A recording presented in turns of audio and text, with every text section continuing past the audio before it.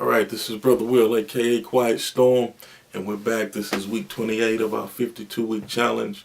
Tonight, what we're going to talk about is multiplying your dreams. And I'm going to use as a scripture reference Matthew chapter 25, and there's a parable of the talents there.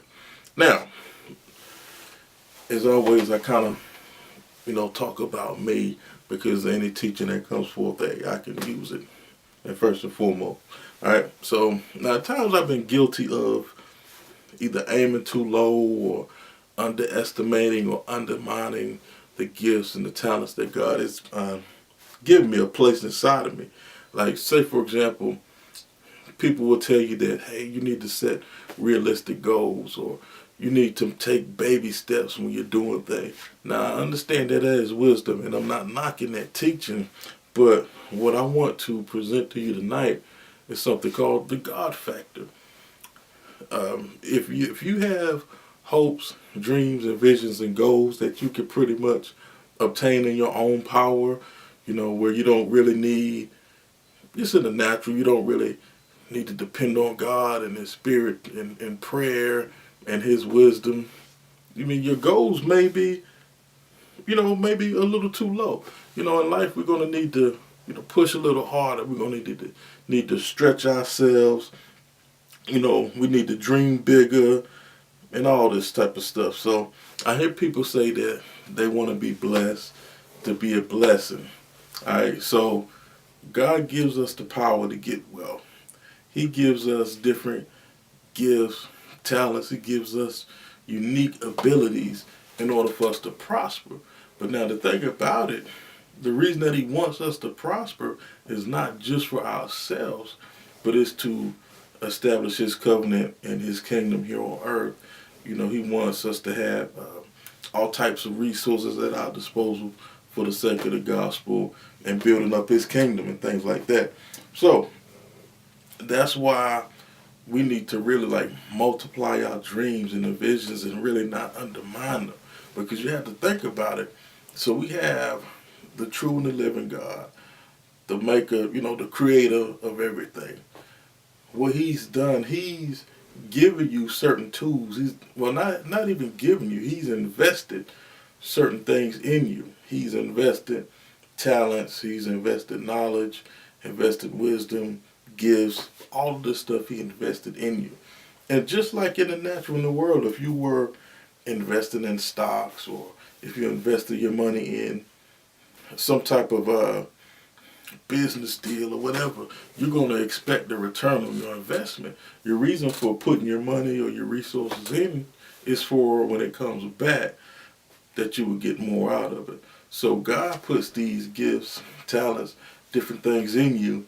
He invests those things in you because He wants more people in His kingdom. He wants more believers. He wants, the gospel and His good news and His word to spread further and further and to reach more people. So that's why He puts all these things in you, Like I said, He's expecting a return on each and every gift and talent that He puts in you.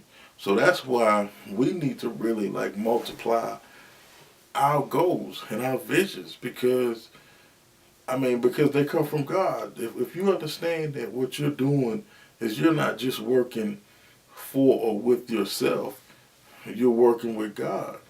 And He has a plan for your life. And that'll help you not to really think so small and not to really undermine the things that He's put in you.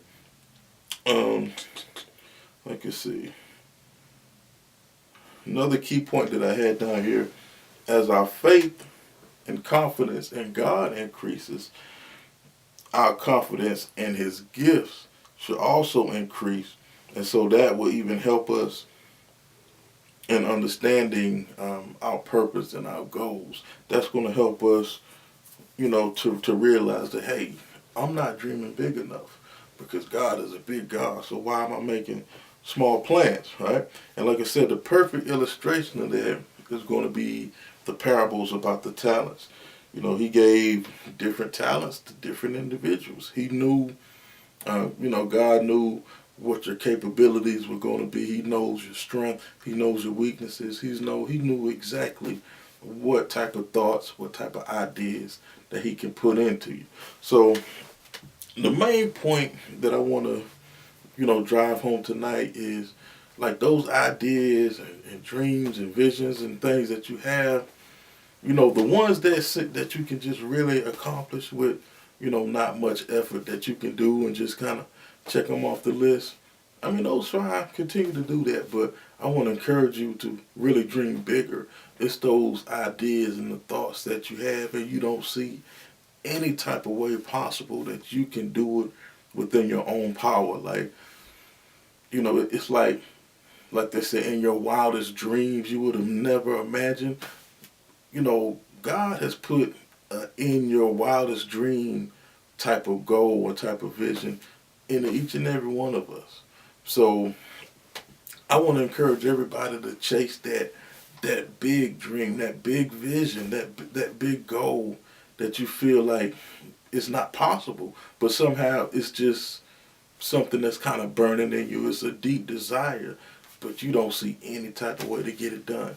See, that's the God factor in it. You're going to have to depend on God. You're going to have to trust in Him and really believe and know that, okay, this is an idea. This is something that God has placed in me. It's in seed form now, but you can work it and drive and thrive and move towards those things. And they'll come to pass eventually.